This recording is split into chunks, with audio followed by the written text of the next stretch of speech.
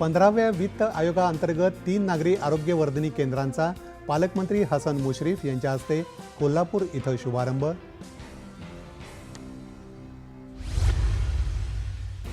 केंद्र सरकारच्या चांगल्या निर्णयांमुळे अडचणीत असणाऱ्या सहकारी पतसंस्था आणि कारखाने अडचणीतून बाहेर.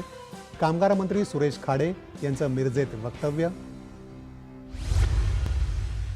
जनतेला अधिकाधिक सोयी सुविधा देण्यासाठी विकास कामं प्राधान्यानं पूर्ण करावीत. नाशिकचे पालकमंत्री दादा भुसे यांचे निर्देश.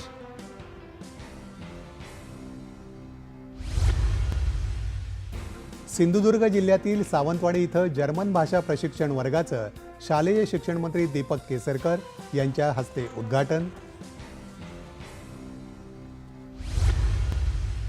छत्रपती संभाजीनगर जिल्ह्यातील अवैधरित्या मशीनची वाहतूक करणाऱ्या दोघांना पोलिसांनी केली अटक.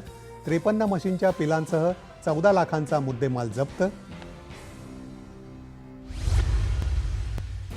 आणि लातूर